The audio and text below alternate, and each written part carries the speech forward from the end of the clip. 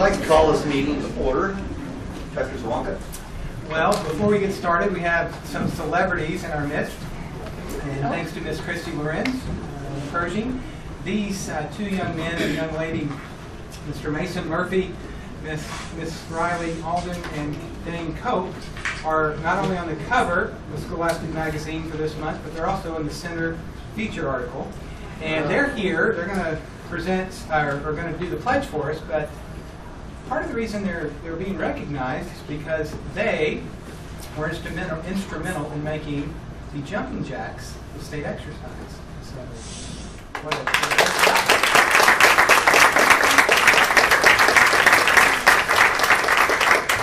So if everyone would rise, and then we'll have you guys do the pledge.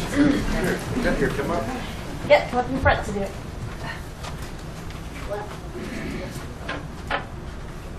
I pledge allegiance to the flag of the United States of America and to the republic for which it stands, one nation, under God, indivisible, with liberty and justice for all.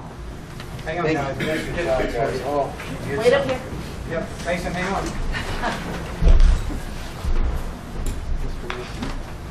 Great job.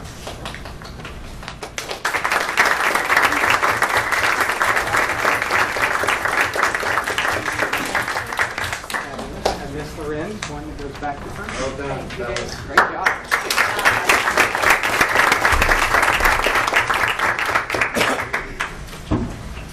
Debbie, would you please call the roll?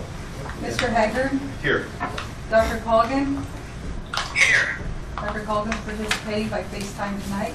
Mr. Sneeden? Here. Mrs. Stanford? Here. Mrs. Prusman? Here. Mrs. Hodges? Here.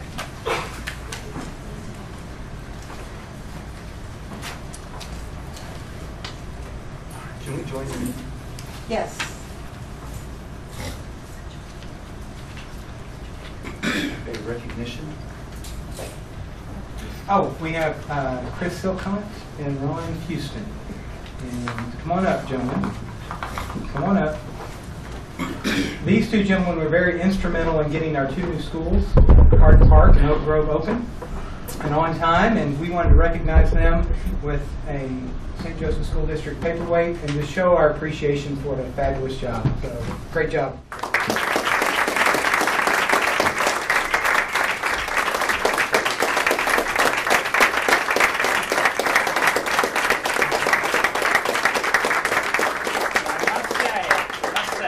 That I had two major goals in mind at the beginning of this: to get the schools open in time for the first day of class, and secondly, to be able to wear shined shoes again.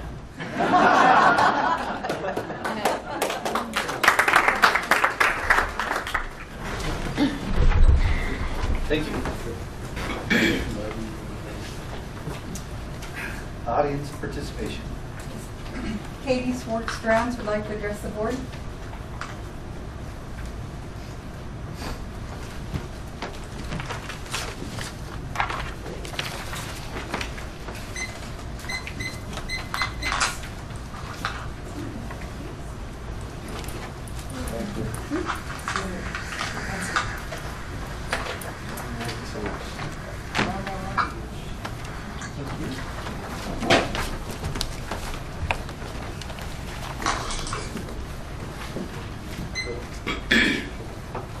Hello, I'm going to time myself again. I don't want to overstay my welcome. Good evening. I am Katie Swartz-Drowns. I teach high school speech and debate at Central, and I come to you tonight on behalf of the membership of the St. Joseph Community Teachers Association and the Missouri State Teachers Association. In 56 days, voters in the state of Missouri will make a decision that will change the face of public education in our state forever. Most of the press Amendment 3 has received thus far is in regards to how this affects teacher tenure in our state. I'm here to tell you that teacher tenure is the least of our concerns. Amendment 3 is a dangerous proposal. I'd like to give you some exact ballot language and then further explain.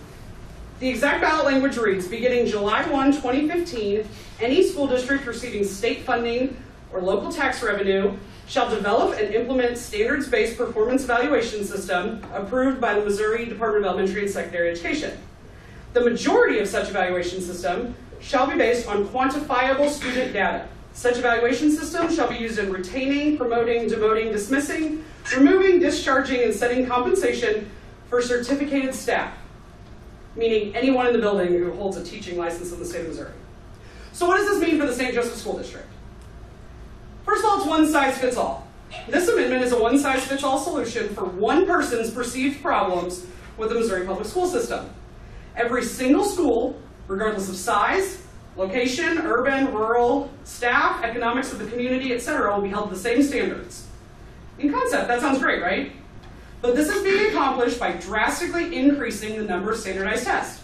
For example, if you're a student in the Independence Missouri School District, as it stands now, if you complete your entire 13 years, K through 12, you will take approximately 26 standardized tests. If Amendment 3 were to pass, by next school year, that number will jump to 230. Next year. I teach speech and debate. I want my kids to win debate rounds. I want them to win trophies, I want them to qualify to state, just as much as the next guy does. But my class goal is that students leave my classroom more confident in themselves and more confident in their public speaking abilities than when they came in. If every student in the state of Missouri took a debate standardized test, I wouldn't be creating successful public speakers. I'd be creating test-taking robots. Critical thinking skills would be a moot point. Teachers would just need to teach to the test instead of teaching critical thinking, how they do on one state assessment on one given day. We need to be sure our students are good thinkers, not just good test takers, because I promise once they graduate, they won't take standardized tests. They'll be thinking. It takes control away, Amendment 3 takes control away from this Board of Education in the St. Joseph School District. Amendment 3 ensures that complete control of our public schools comes from Jefferson City. As opposed to this board, our administrators, parents, and teachers having input in our children's education, this proposal gives all of that power to DESE and politicians in Jefferson City. Everything about a child's education will be dictated from them. I grew up in Independence, and you can bet we talked about Harry Truman as much as we possibly could, much the same way that students in Hannibal talk about Mark Twain. But the ability to have specialized classes or even units in your class would be taken away because everything you do is focused on this test. Oh, and they're unfunded. Never in the history of the current education funding formula we have has it been fully funded. We can't afford the assessments and the projects we're committed to now, but in the next 9 months, we're expected to create a new assessment for every course offered and create new or align current curriculum to that assessment. Who's going to pay for that? Our local tax dollars. The state will ask for more money from taxpayers at the local and state level to fund this project. They'll ask for money to create the tests and evaluate the tests, so it's not just one tax hike, it's continually over the course of many years. In the St. Joseph School District, we know how tight money is already, and if we're asked to give money for these state assessments, that's taking precious dollars away from every child in our classrooms now. But let's just say we say, no, we're not going to do this. If Amendment 3 passes and a district decides to opt out, they will lose all their state funding. In addition, they will lose all local tax revenue. So in essence, the money we pay in local property taxes would be given to the state of Missouri and distributed to a district who chose not to opt out of Amendment 3. July 1st, 2015 is right around the corner. For example, high school visual arts curriculum is rewriting curriculum this year. They have booked 9 days to rewrite curriculum this year.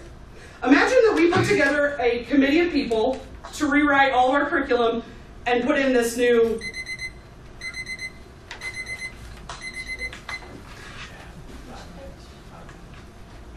Just about finished. Yeah, just a little bit. I just got a little bit more. I can hurry up. Very quickly. Yes, absolutely, whatever you say. Okay, so the ballpark number I said is, let's put a committee together. We'll imagine there's 48 people. That's representative from every building, program, and administration we have in the entire Superintendent's Council. For 9 days, it would cost $41,000 in substitute teachers alone. We don't have that kind of money.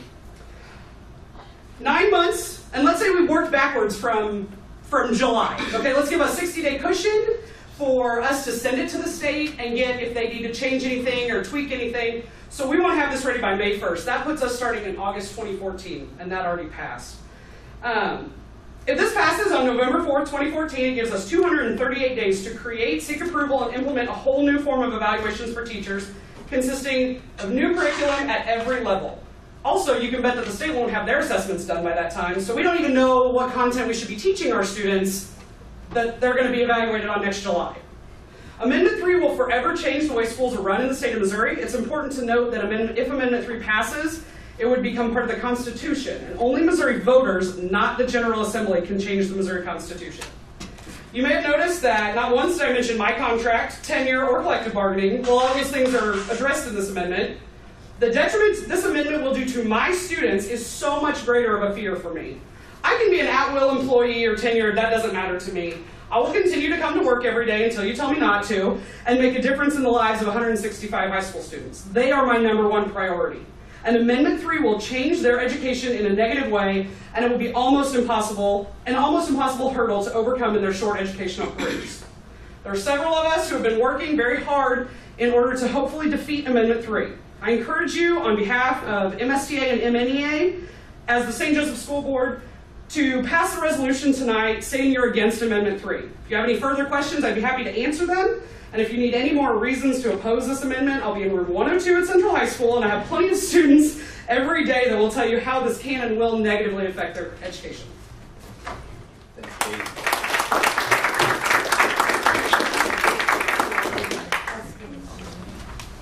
Eric Simmons would like to address the board.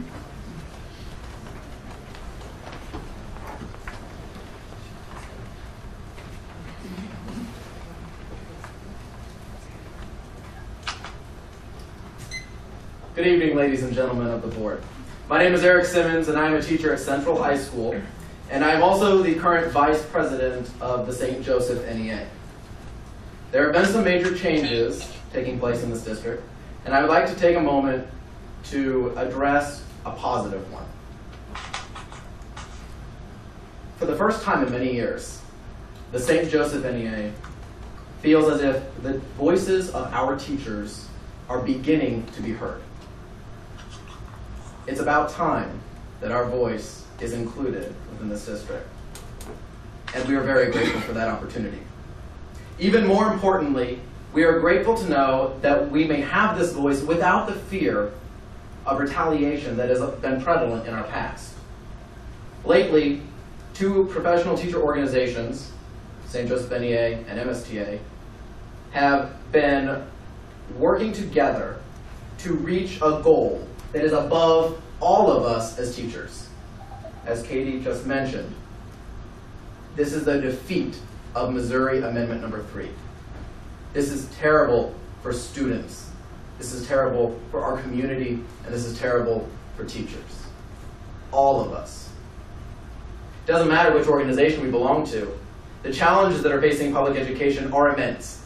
And as we, St. Joseph NEA, continue to work with members of MSTA, we have begun to see that we can and do work together for this cause, because this cause affects every single one of us.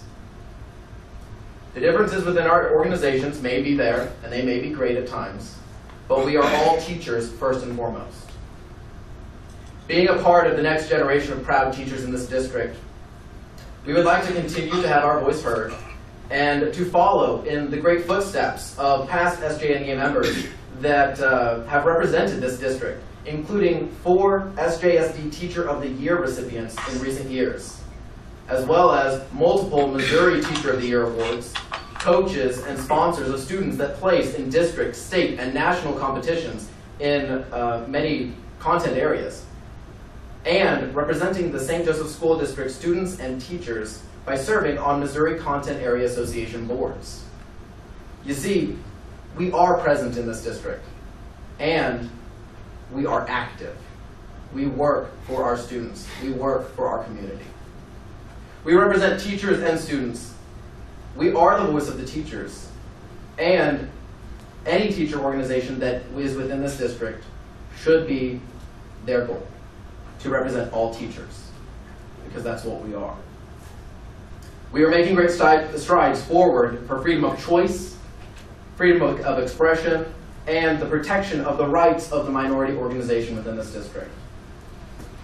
On behalf of our growing membership of local St. Joseph NEA members and teachers, thank you very much.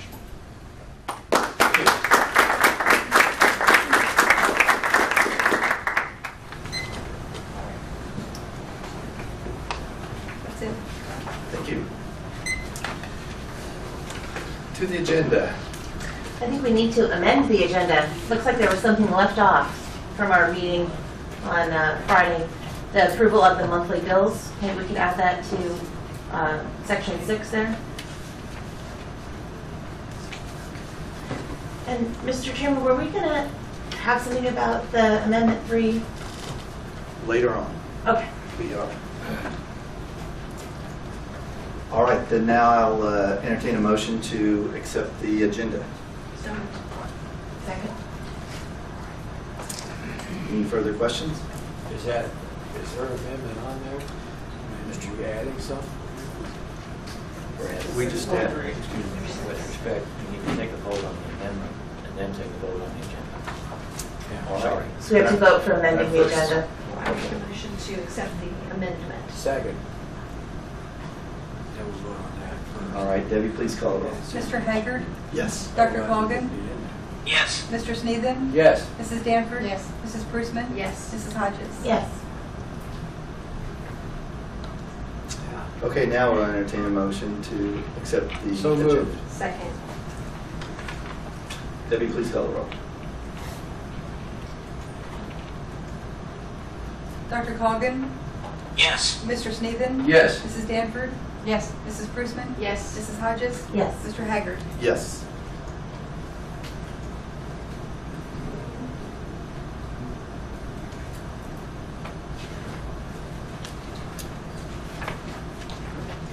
Is there any items to be removed from the consent agenda? And if not, I'll entertain a motion to accept that. I have a question for Mr. Flowers. It's probably my fault, but I didn't know. Is the new athletic director on the consent agenda for Central? Is that hiring on there? I'm not sure that answer is true. I don't think it I didn't see it. Is that- It was put out on Friday prior to, so Well, yeah, I don't remember us discussing that in committee, which I don't have a problem with, because I know that Kathy will do a good job, but I wasn't sure that was on there. I want to make sure. I don't see it. Okay, so that'll come next meeting. All right, just, never mind. Just a clarification there. Just clarification. I would like to remove 5.5 invoices over 15,000 for discussion. Or I have a question. All right, any others? Is that all? Everything? Okay, let's see, one attachment.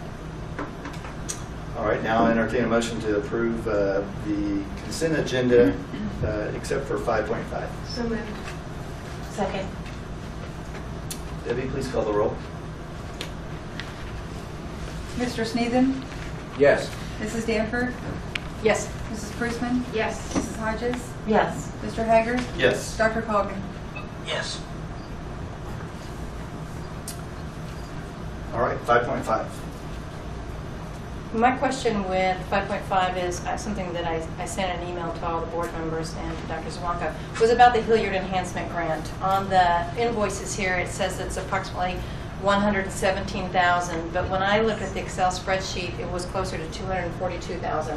So I think you were going to have that information for me tonight. Yes, I sent that out to Mr. Merritt. I'm looking to see if he is in the room, and I don't see him back there. I sent that information out to Mr. Merritt. That spreadsheet that I attached to the board on Friday actually came from that department, so I asked him that question, and I don't have an answer because he's not here. All right. Okay, well, we'll leave Would you that. like to remove that? I portion of the would. Yes, grants? please. Okay. That's almost double. Thank you.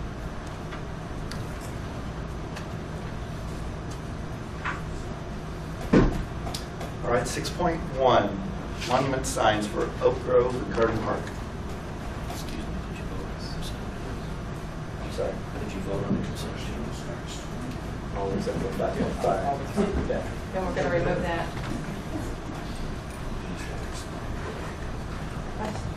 And you need a, So do we need a motion to table 5.5? unless member Danford, if that's the only one she wants removed, you can vote on the balance of that and just remove that one. if that's what, I don't know what the board's. Yes. We already did that. That's what we did, yeah. So 5.5, we just, Or do we just vote to remove? Well, we already did that. So do we need a vote for that? No, we're good. All right. Thank you. Mr. Silcock? Ready for me? Yes. Okay. Good afternoon, Dr. Zwonka and board members. I'd like to talk to you about monument signs for both Carton Park and Oak Grove Elementary. When we originally put both of those schools out to bid, as you may remember, it seemed like a long time ago in a galaxy far, far away, but we did not at the time know exactly how much those schools were going to cost.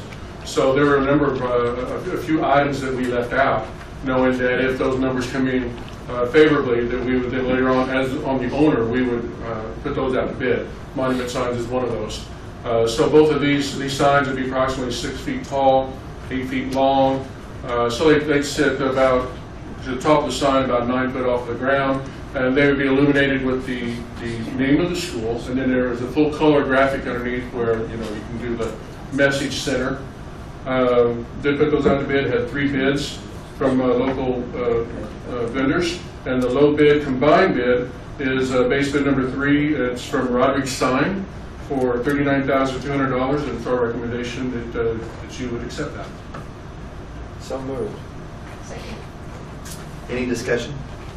Well, we talked about that in the meeting and saw little mock-ups of the signs. They didn't have the school colors figured out yet, but there was some talk that they were maybe using those colors when they do the inserts for They the gotta know signs. what the colors are. Yeah, they do.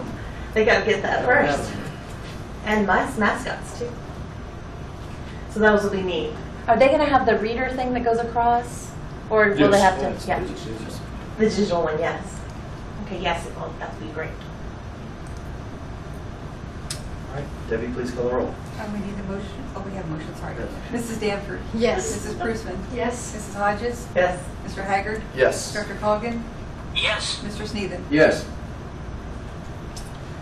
All right, 6.2, replace roof at Mark Twain, or Area C at Mark Twain. Yep. This summer, as you'll recall, we put centralized air conditioning into Bessie Ellis and Mark Twain. When they were in the process of cutting a penetration through the roof to set a rooftop unit, the contractor found that the insulation underneath the deck was completely saturated. Fortunately, we have not seen any evidence of that yet inside the building, but obviously it was going to be happening soon. So we put this out to bid. Tad Hopkins wrote the specifications, put it out to bid. Had 3 bids. I'm sorry, we had 2 bids. The low bid being from Roberts Roofing for $44,635. So moved. Second.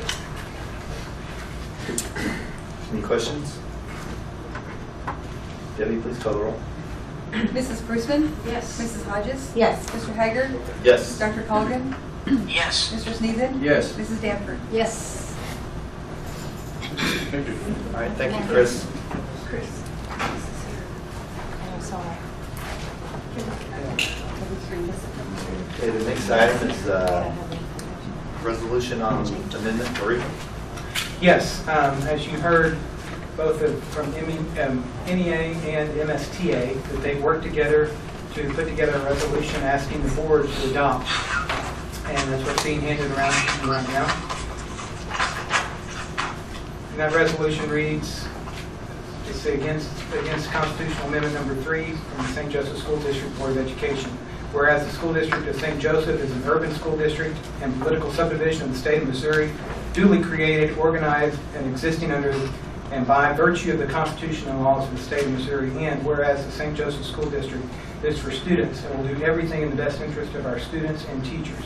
Whereas the St. Joseph School District believes in our teachers, parents, and schools and desires to maintain local control, believes accountability should come from principals regularly monitoring classrooms, having experienced teachers mentor others, and allowing parents more input in the process.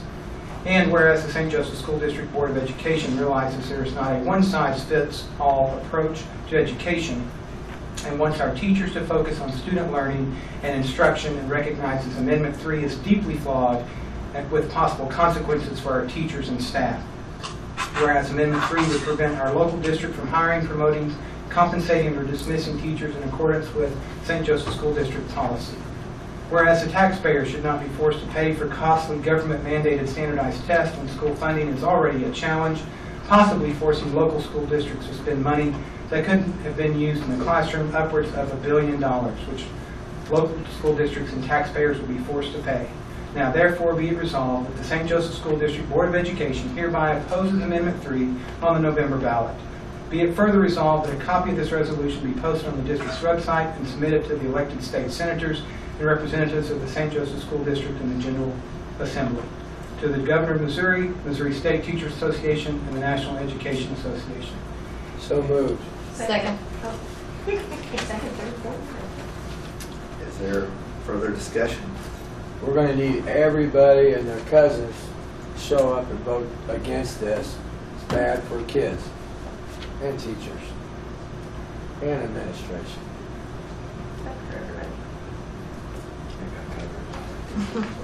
All right. Debbie, please call the roll then. Mrs. Hodges? Yes. Mr. Haggard? Yes. Dr. Colvin? Yes. Mr. Sneeden? Yes. Mrs. Danford? Yes. Mrs. Prusman? Yes.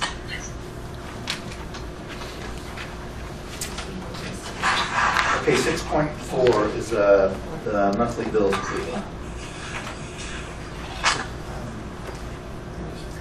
Kim, do you want to kind of go over that briefly? Just remind us what all those bills were that we're talking about there, the general. It was the listing of all of the checks that had been written between August 14th to September 3rd, and all of the credit card charges for August. We discussed those at Friday's Finance Committee meeting. They just Right. inadvertently did not get transferred over to the agenda. And we had lots of questions. Are those posted so that the public can view those? Do you know? Well, they if were- they're I think posted those. yet? I think those were available to the public. They On were on the Friday? finance, but they wouldn't have been for tonight, correct? Right. But they will be posted. Yes. And this is a new process for us. Yes, starting with this fiscal year, we'll be posting all of those online after the board approves them.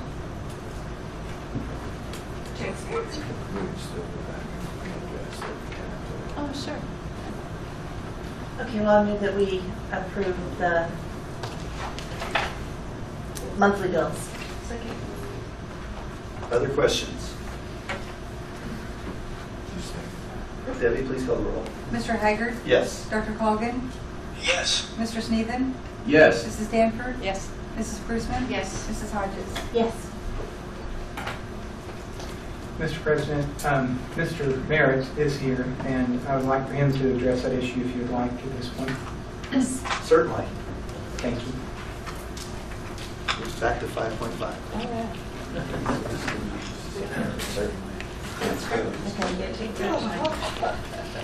And the sheet that I handed the board to review, I had on the finance committee, it was a total of, I had $214,000. And the district would be reimbursed $143,000 for that grant money. So all the equipment that we purchase within that grant guidelines, we receive 75% back on the equipment. So, Mr. Mayor, it wasn't added up correctly on the sheet, is that correct? I know we talked about this. You know, Friday. I broke it out in individual items. I didn't put it all on together, so if you want to address each individual item, I can speak to any one of those items, but I didn't, because the board policy states if it's over $15,000, I need to get approval for that item. So on the grant, there's a lot of items on the grant, but there's only a few that are over the $15,000. So that's what I brought forward. Total would be $71,000. So, Mr. Mayor, what did you say the total was on that, on the sheet? That, not the Excel spreadsheet, but the sheet that you just have Yeah, right there? 214,000. 214. And then the reimbursement was? It will be, and you know, I used the wrong multiplier. I just did it right in the back of the room, but it's 75% of that. The district will be reimbursed. The total grant, what we proposed to the state, they cut us by 33%. So I have a sheet with me that breaks down every program, what we requested, what is allowable, and the difference in it. So that might help you, and I can get you copies of this here. That would be great. Okay. Because what I remember seeing was the Excel spreadsheet where I believe the total amount was like 952,000. 922,000, and the allowable, after they reduced us, we're only allowed $633,000. So we're going to get 75% of that back. That's 633,000. You're So going to get so it's on the bottom of that Excel spreadsheet. It's on page 2. It'll tell you what, and I think it's 400 and.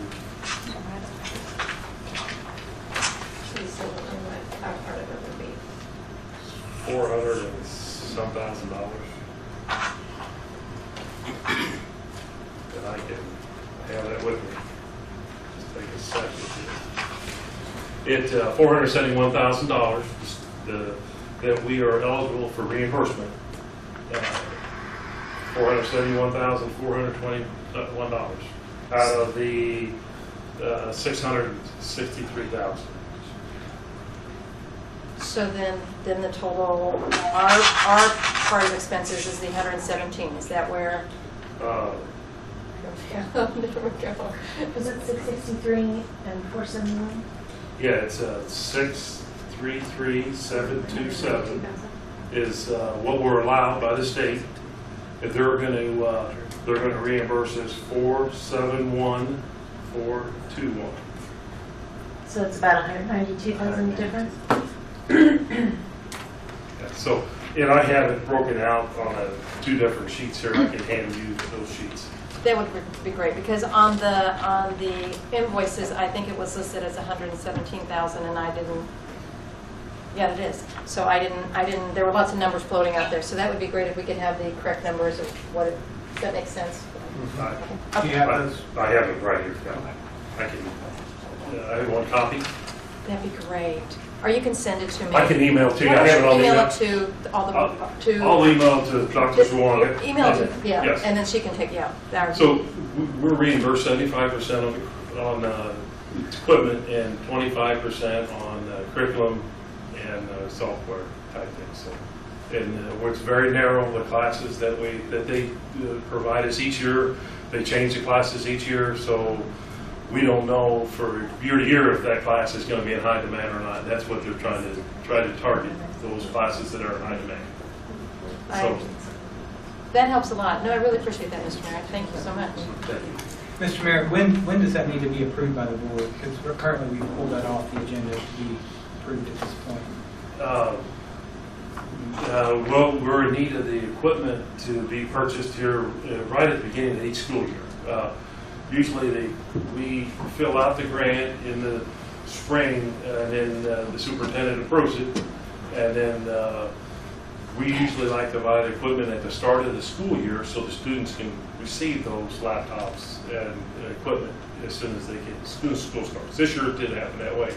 The policies, procedures changed. So we're on hold right now until it's approved, and so that's where we're at. So. Well, if you could get us that information as quick as possible, and then I can email it to him tonight. And whether it's and we'll sure. This is This is the grants offered every year, and for the past 9 years that I've been assistant and director, we've always taken advantage of it. And so we not only buy equipment for the Hilliard, we also buy equipment for the business classes too. So oh yeah, it's a great program. We just want to make sure we've got the right things we're approving. Sure, not a problem. Yeah, we discussed it on Friday at the Finance Yes. Committee meeting. We just want to Yeah, some questions concerning that. I have this breakdown, Dr. Shaw. Thank you. I'll send it to you. Thank you very much. Thank you. Okay, Carton Park partnerships.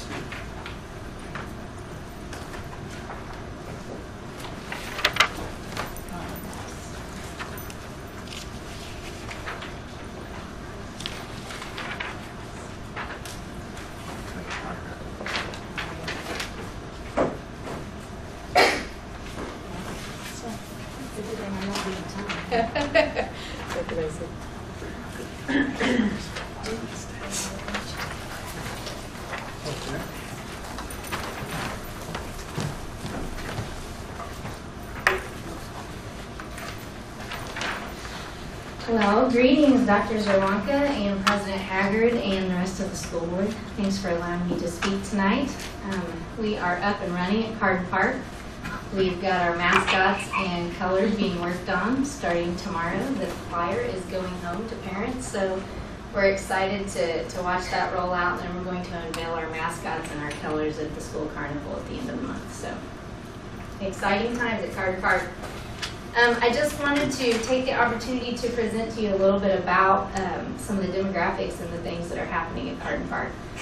We've had enough time to gather just the facts, right? That's the first thing I look at, is how many kids do we have, and what's the demographics, and where is our need at. And as a result, we have 580 students at Carden Park. We have some special ed programming there. And so that gives us 205 students that are on individualized education plans. We have 129 mental health diagnoses at Carden Park. That includes students 1 through 6 that we know about. Does not include kindergarten students. Does not include new enrollees. Our nursing needs have skyrocketed. We have 40 to 60 students that we see on a daily basis that need medication. That's just the scheduled meds. That's not the accidents. That's not the kids that are becoming ill or anything like that.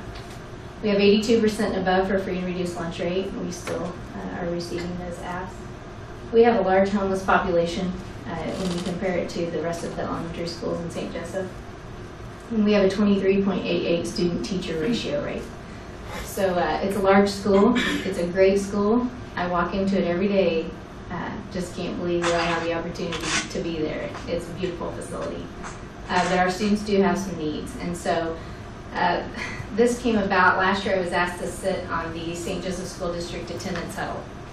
And I've worked with our prosecuting attorney, Dwight Scroggins, for years with compulsory attendance. And one of the first discussions we had at the attendance huddle was, what are the barriers that our students face that keep them from attending school? And some of those things, I just listed off to you. Some of it is just lack of resources, lack of transportation. Some students have needs that haven't been identified. Some students lack support systems. Some students are hungry. Some students need ongoing, consistent care. And some students just need a mentor, somebody to look after them. And so, there's a lot of things that we talk about that we need for students to be in school every day. And so we started thinking about, how do we close that gap? And so when I was named the principal at Carden Park, one of the first things that came to mind was knowing the student population that I would be serving is, how do I meet some of these needs? I'm going to have to think outside the box. And through the attendance huddle, prosecuting attorney Dwight Scroggins and I started visiting about what were some of the partnerships that could maybe take place at Carden Park that we haven't had the luxury or have been afforded the opportunity for. And some of those things are taking place. Some of those things include, extra SRO, school resource officer help. Some of those include practicum students that are getting their master's degree in social work. They're coming and doing their field experience at Carden Park, so that's a great thing for us. Some of that's universal breakfast, feeding kids every single day, breakfast every child in school. And so what are the positive things that happen when we close that gap? Kids are in school, kids are learning, kids are reading, less discipline issues, less hotline calls, reduced suicidal attempt rate, safe, supportive environment for students. And so tonight I wanted to talk with you just specifically about one partnership that we're looking at that would afford us the opportunity to have a mental health care support system in place at Carden Park. And what's different about the partnership we're going to talk about tonight is it would provide some on-site care, immediate care, ongoing care for our students, and at the same time they get to stay in school.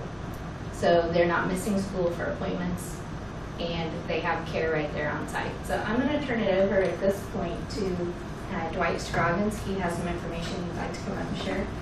And I just want to thank him for the support he has given us at Carden Park in trying to help us reach some solutions. Thank you. Thanks, guys. Good evening. Try to be brief. First, I want to congratulate all of you. I know that I've had a chance to do that with several of the board members, but you did something that hasn't been done in this community for over 40 years. We opened 2 brand new schools. I can't tell you how excited I am about that, and I think the rest of the community out there is excited about that. I mean, that is a step into the 21st century that's going to have ramifications beyond what I think anybody in this room can even begin to recognize. And so I want to congratulate all of you on that. I come to this podium through our joint effort with the school district dealing with attendance issues. I know Lori said on the attendance huddle, I'm still working on saying the term huddle without smiling, because that's an education term apparently, but I never, so I have this warm fuzzy feeling whenever I say huddle. But we all sat on that together, and I think did some really good work, some really good ideas. Through that, I got to know Lacey, who I really did not know prior to that time, and then during that process, she got appointed as the new principal at Carden Park. Carden Park is Devil's Backbone, does old-time folks from St. Joe, and particularly the old-time folks that were down in that area, and I'm a Neely guy by background. So I grew up within probably 6 blocks of where the new school is located. So it's near and dear to my heart emotionally, but it's also near and dear to my heart because that population of kids are kids who have issues that have to be overcome so that they don't become my population of whoever has my job 15 years down the road. And I've heard Mr. Sneeden speak a couple different times where he said part and parcel of his support in closing some of these old schools that need to be closed in our community and need to be replaced is the fact that we're not doing it just for the upper income areas, but we're also doing it for the kids that are in the Carden Park area, the kids that went to Neely, the kids that went to Hall, the working class of our community. And I think that's tremendously laudable of all of you as an organization and those in the room that have worked historically in bringing about the construction and getting the financing and passing the financial things that need to be passed to allow us to do that. So Lacey gets appointed. Lacey, how can I help? I'm interested in Carden Park. Tell me how I can help. What are the barriers? The attendance barriers in particular. You have to get kids to school. I mean, we have great teachers. You all know that. We have great administrators. We have great principals. And they're a team. They work day in and day out together, and I've had the privilege of working with them in a couple of different areas, and am without exception blown away when I have the opportunity to do that. At what they're doing, how creative they are, how cutting edge we are in so many different areas that get so little recognition, not because anybody is trying not to recognize it, just because they don't advocate for themselves well enough, and it's just what they do, and they do it tremendously well. And so in that same vein, it's like, you know, what are the issues to getting these kids to come to school? Wish list, if you will. What's a wish list of the things that we need to address the Carden Park population? And not that I'm not working with other schools in other areas, but Carden Park in particular is unique for the reasons that she mentioned. It's unique because we're building a school to address these kids that in many of their lives, this may be the newest, nicest, coolest thing that's happening for a lot of those kids right now. That they have one of the most beautiful school facilities, and I'm sure everybody in this room's been to it, but I mean, it's amazing. It's amazing. And that's for them. You build it, the community build it for them. And that's got to make you feel more valuable. And they need to feel more valuable. So the wish list. And so Lacey ticked off some of those things, and we got to the issue of mental health. A lot of these kids are diagnosed. A lot of these kids have mental health issues that are undiagnosed. They need services. If they are diagnosed and receiving services, they have to leave campus to get it. And that's difficult sometimes for parents to get them there. Even more difficult for the parents to get them back to school after they've been there. And so you end up with, in order to get mental health services, the kids are missing educational opportunity, and they can't afford to miss educational opportunity. So it's like, okay, so what do we do? The county, Buchanan County, partners through the Pady Hall on adult folks who have mental health issues that are diagnosed or undiagnosed and have difficulties, and try to overcome that and get those services to those folks. So we need to do the same thing to these kids, but it needs to be embedded. It needs to be on site. It needs to be on campus, so that when we provide these services to these kids, they go get the services, and as soon as they're finished getting the services, they go back to the classroom.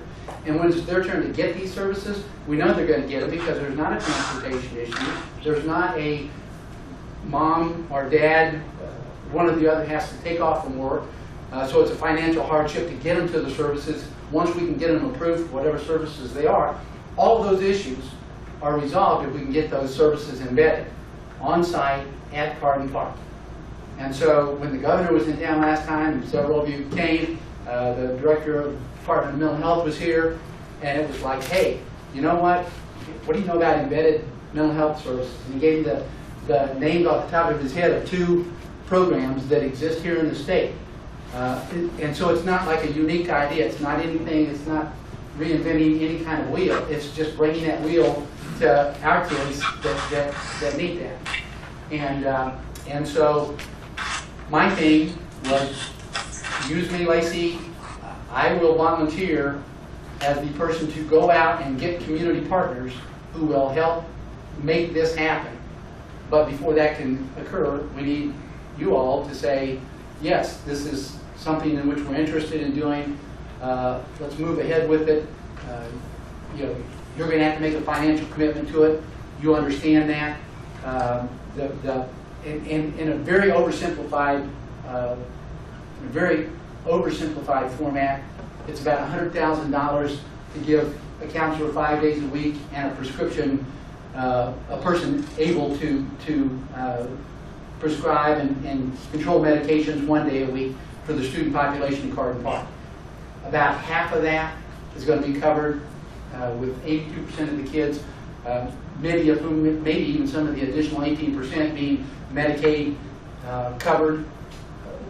About half of that cost, and this is in full operation, about half of that cost is going to be covered through Medicaid, so we need to cover the other half of that cost. So figure when it's up and running at full functioning, you're going to be able to cover about 200 kids. About 200 kids over the course of a year, about 80 at a caseload at any point in time with the med person, and another 200 to 230 kids that we're going to be able to do services for during the 5 days a week that the kids are in school. And it's going to cost about $50,000. And what I would ask from you all is that you consider approving that this is a program you want to proceed with. Whatever your process is, and I don't know what the process is, deciding how much skin you're going to put in the game. You can't ask for community partners to put money into something in which the board is not willing to put money into. So you recognize its value, you decide what portion of that $50,000 that is reasonable for the board, and I'll go out and I'll find the other money. Partner with my office, we'll partner with the county, we'll partner with the folks from the city. I'll find community partners that will cover the rest of that. And we've already talked with Kendra. Kendra's it's going to be a program that is going to be baseline, measurable, evaluated, and hopefully a program that will be able to be replicated for a lot of our Title kids that are currently in other Title schools that have need of the services every bit as much as the kids in the Carden Park school. So basically that's it. I just need to know, I don't need a check tonight. But y'all have to decide, you know, when and how you're going to do that. And really, what I'm hoping to get tonight is your all's go ahead that this is a program that we want to make happen for the kids at Carden Park, and you know, we're willing to move forward. And I'll answer any questions that I can. That's about where we are on things. Well, as all of you know, when this first came up, I am so for this. I want to be able to make sure that those kids, because they have so many things that they go through in their lives on a day-to-day basis that none of us will ever understand. However, I'm not sure the partner that you're looking for this, because I still have concerns about the name that was given to me. There's just that situation I just don't feel like is still a good situation for our kids. So I hope that there's some other way that we can, a different group that we can look at to work in that situation. I just don't want to put children at risk. I want to make sure that they have the best care that they can get. I don't want to set them back in any way, shape, or form, but I want to do this right, because I feel like that's our job, is to protect those kids and give them what they need, and I still have the concerns. I have a question. Would it just be the children from Carden Park that would see this mental health person, or would there be other members of the community that would go there? In the beginning, it would just be the children at Carden Park. And in the beginning, you know, and it's really not totally developed idea yet, but ultimately, we would hope that it would be year-round, that we'd be able to provide services at that site, because the kids are in that area. So that site might be easier to get to than wherever else in the community that kids that are deemed to be needing of those services would be able to get. And ultimately, neither one of the other, well, actually both of the other two programs that they mentioned that I had referenced earlier that were given to me as sample programs, both include mental health services that go beyond just the children in the school. Both of those programs have embedded services for the children of the school, but then they also use that site for other services, and those entities provide services for adults. And yeah, I know it's really vague, well, but I just don't have safety concerns of random adults coming while school is in session, you know, just sort of thinking about. The very beginning of this is strictly, this is Carden Park kids, this is services for Carden Park kids. If Lacey's numbers are correct, if you just take that population, you're talking about 129 students currently that have diagnosed mental health needs. That's not recognized, and I think that, I know you folks know this all better than I do, but I think your education folks will tell you that there are a lot of undiagnosed kids that deal with issues on an ongoing basis. You'd be able to have someone on campus to address those needs immediately, not, you know, make a referral and 3 weeks down the road you get them in for a review, and 6 weeks after that you actually start getting some kind of services going.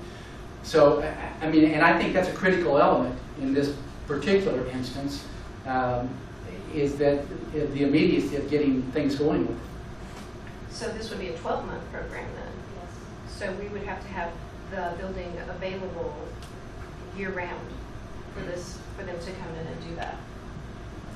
You know, when I say this will be a 12-month, what I'd like for your approval tonight is to proceed with making it a program, and we could figure out the logistics on it. I think ideally for the kids, for the students, you know, you're running, I don't know what your summer school program is and how much of the time that the schools are open in the summertime anyway with We're done early June? Usually last week of June. Last week of June. Last week of June.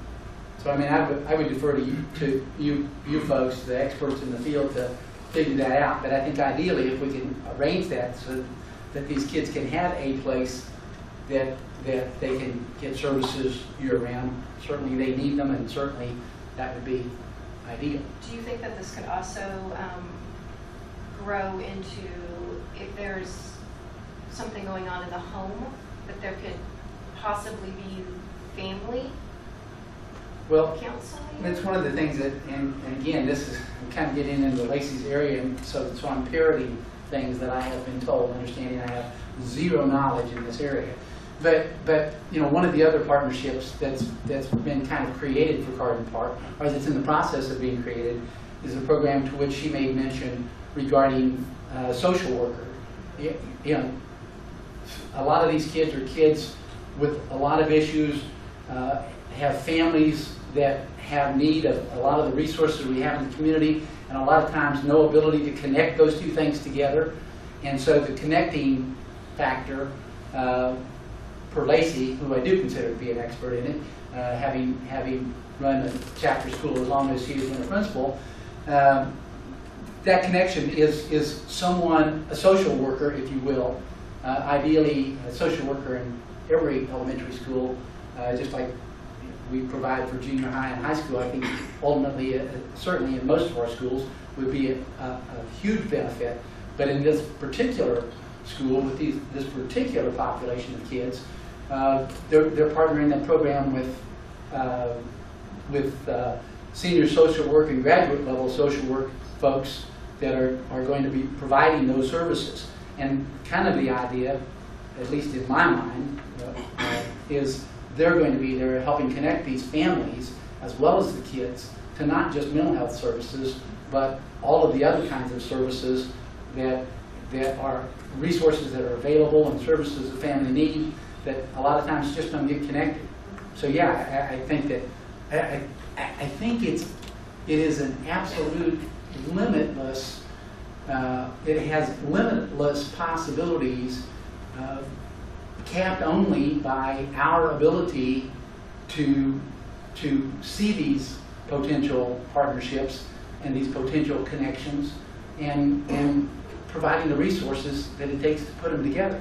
And as has been found, really, in the efforts, a lot of the efforts that have gone on now with additional school resource officer commitment, additional commitment from the city, got a little bit of a commitment from the sheriff's department to help out when the city, all of these things, the social work partnership, adding nursing staff to address the needs that are there. And I know you all, I believe you all recently approved the addition of another nurse staff. They are relatively inexpensive to provide a multitude of these additional resources to a population of kids that everybody in this room understands it's to all of our benefits if we can get these resources to these kids. I mean, we all know that. We know these kids need it. We know they're many of them come in a little bit behind. They get caught up during the school year because we have excellent principals and excellent teachers, and then they have issues because of all of these collateral things that are nothing over which they have any control, and are things over which, with a little imagination, a few bucks occasionally somewhere along the line, and some effort from people that are willing to put forth the effort, we connect these things, and I just think it's, I mean, I can get excited just standing, you probably can't tell that, but I'm excited about it. I mean, these are the kids that we need to reach. These are the kids with whom we need to close the educational gap. And this partnership and the other partnerships will all help do that. Can I say something? Mr. Chairman, Quietest I ever heard. question, please. Yeah. Go ahead.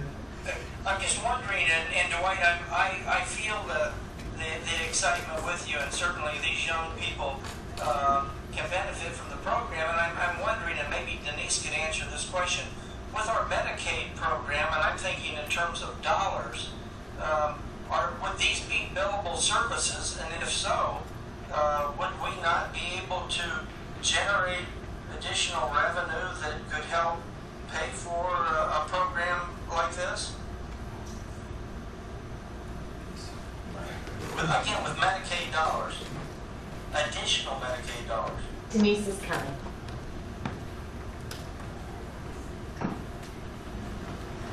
Dr. Colgan,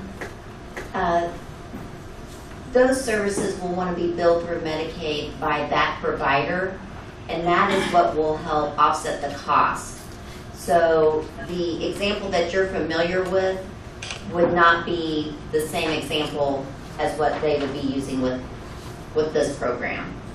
Okay, but if we're setting up schedules, if there's billable time because of the time the principal, the secretary, and so on, and the nurse would be providing with the process itself, would those be additional hours? Or again, I understand that the counseling folks would bill theirs, but I'm assuming there would be some hidden costs on our side.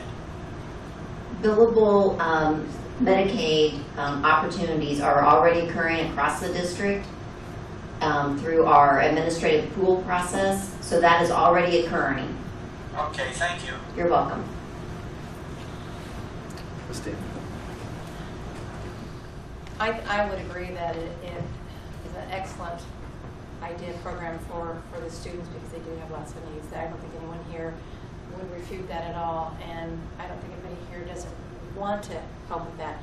I'm just wondering if at this point, this is my recommendation, if there was a proposal that would be written up and presented to the Finance Committee and have it go through that channel so that we know who the provider is. I know that is an issue with Ms. Prusman, so that we have more of the details before we sign off on that. It's just my thought. Not trying to put it off, but I mean, this is the first that I've heard about where you are with this program. I mean, I've heard that we're looking at that, but this is the first that the board has been approached to pay expenses. And it would have to come through a committee. I Right. mean, that's our process. Well, once they have a more final proposal. Are you just asking whether we would be interested, or are you asking something more? When we were talking about, like when I volunteered to try and find partners that would be willing to help do some of the funding on this pilot program, if you will, to get it going. Before we did anything in that regard, before I was kind of turned loose to start talking to people about it, we wanted to make sure that this was something in which the board was interested, something with which the board was willing to take a look at and participate financially, and hopefully something that we would like to get going sooner as opposed to later. So you want an MOU, you want a memorandum of understanding. I'll take whatever the board feels is appropriate to give. If you say, Dwight, I just didn't want to be out talking about something, and Chris, you know what you were saying. I didn't want to be. There was something that appeared in the paper. The very first time we ever even had a discussion about this, there was something that appeared in the paper for which I got questions asked about, well, you know, we didn't know anything about that. We're just talking about an idea at that juncture. But it did not give that impression. I didn't want you all to think that we were proceeding on with something about which the board was not aware or on board with the concept. And so just from that point till now, it was like, let's just wait until we can get this in front of the board. The board says, yes, go ahead, start talking. If you hear that I talked to some community partner about the possibility of them throwing some bucks at this thing, and let's evaluate it and see how it works. I didn't want anybody to feel like that was something that was proceeding without the board having been A, made aware of it, and B, being in agreement that this is something that we want to look at. So if they get together something and the money's not too much, might be something we consider. Yeah, I think, speaking for the board, I would think we're definitely interested in working out the details of the provider and the cost of it. And I don't know if for our next, by the time we have our next finance meeting, we have some idea of the cost. I can have an idea of cost for you, by the end of the week if you guys can convene your group. That needs You to think we take a were look at it. really fast, right? I'm just laying the possibility out there. Yeah, the sooner if they can get it ready, the happier. It sounds like he'll be. I think we got What's the date of a the couple next of finance? issues here. We October need to 6th. get the October planning piece. Then we need the administration, the district administration to work with Mr. Stoddard and come up with the actual programmatic piece that's that we want to do. And then finance needs to have some kind of idea of the numbers. And then personnel, if we're going to hire somebody, it looks like we're subcontracting outside the district. All that has to be coordinated carefully. And I would suggest that we all agree on what you're doing. What you're trying to do here is exactly what I've been trying to do for 35 years. But we just need to bring all of our resources together and come up with a proposal that works for everybody. But we've got to tie in all these loose ends. Who's going to do what, when it's going to be done, what we're trying to do, how much does it cost, and then proceed from there. And Brad, can I ask, not being familiar with your process, do we have any kind of timeline on that? I mean, how long doing the things that Mr. Sneeden is talking about? Really, there's not a timeline. We would just probably run it through the next budget meeting or finance committee meeting. And that occurs when? October 8th. This feels like cross-examination. I just lapsed into that when I want to know something, so. So October October 6th. 6th. October 6th. And then the next board meeting would be October 12th or 13th. Okay. Maybe a week later. We can do that. We can have it ready to go. And do I kind of hear that like the part of the issue is the funding issue from the board perspective? If we had the program put together and the board in this initial pilot program, if I was able to get that funded fully without any funding commitment from the district, would that move it forward any more quickly, or would we still be on the same timeline? I think that would help, but as just one board member, I'd still like to know the details of the program before I let a provider go in. I'd like to know the liability of such too. Steve can get that to you by Friday. Really? Yeah, absolutely. Thanks, bud. All right. But I think it's those details too, especially since this is new to our district, you know? And I totally get that, Chris. I mean, I totally get that you all want the details. And I just, before we did any of that, I wanted to let you know what we're, what we're working on, what we're thinking about, why we're thinking the way that we are. And you say, yeah, go ahead to the next step. We'll go ahead to the next step, and we'll move as quickly as you all can move with us. That sounds great. Yeah. Well, thank you, Dwight and Lacey, for your guys' vision on this, because I think it's something that we're very interested in. Can I say one last thing? Certainly. I agree totally with everybody. Amendment number 3 is awful. And so whatever help that the prosecuting attorney can be in that regard, or that Dwight Scroggins as a private individual can be in that regard, I'm on board with that too. So. All right, thank you, sir. Mr. Chairman?